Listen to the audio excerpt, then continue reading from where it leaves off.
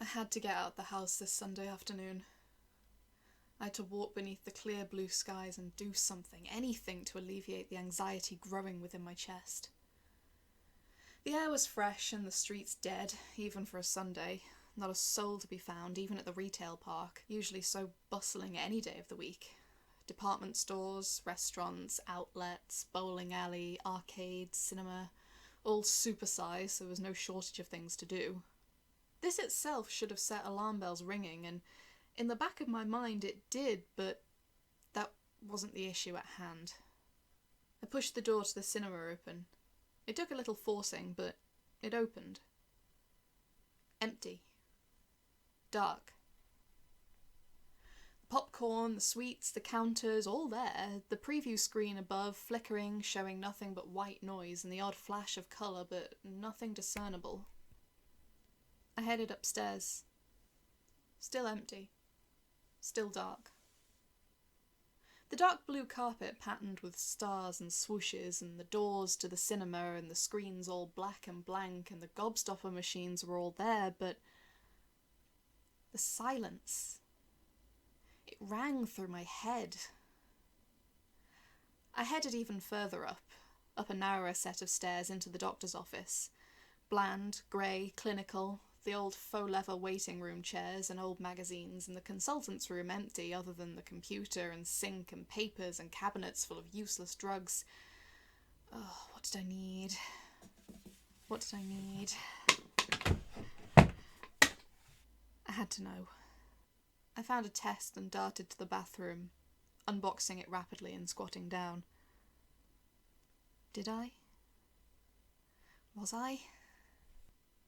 I rose from the toilet seat, wiping myself off. As I was pulling my pants up, it hit me. The emptiness. The silence. The fear. Something was coming. I didn't know what, but something was coming. And when it did, I had to be long gone. I had to get out of there. I took a squirt of alcohol gel and began to make my way out. Flinging open the door, I collided with someone and fell back with a cry. Too late. I struggled up, ready to bolt. "Stay where you are!"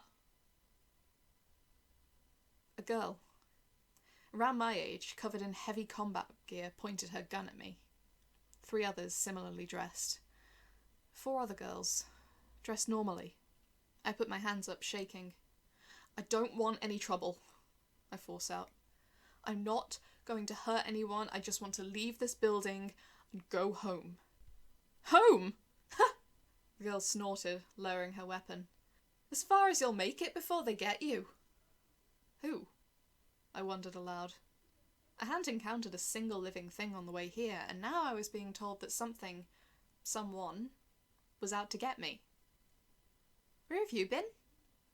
one of the other girls asked, bewildered. Here?" I replied. "I walked to the retail park and came here. That's it." "So you don't know anything that's been going on?" I shook my head in confusion. What could possibly have altered so drastically within the world in the last, 15 minutes? Half hour? They've gone berserk. Who? The men. The men? It's like a virus," one girl explained. "Something just switched. They've gone wild, killing, maiming. There's no talking to them, there's no reasoning. They don't understand, they don't listen, they just scream and lash out. They don't stop unless you kill them." "What the hell?" I muttered. "Just men? Like, in general? About 90% of men? Maybe more? No women? None?" We all fell silent for a second, the information sinking in. 90% of men? Savage, wild killers? Immune to reason and cognitive thought? What had happened out there? How long have I been in here? "You'd better stay with us." The girl who pointed her gun at me broke through the silence. "Be safer for you." Yeah, I said, still not quite comprehending what was going on. Yeah, I will. It's not safe to linger, another urged. We need to get somewhere more protected. Come on. Everyone moved off. I stood still. Come on! Army girl grabbed my arm impatiently, dragging me off. This is so weird, I thought to myself as we moved along the corridor. Why is this whole place above a cinema in a retail park? And why didn't I know about it? Noises. Close by.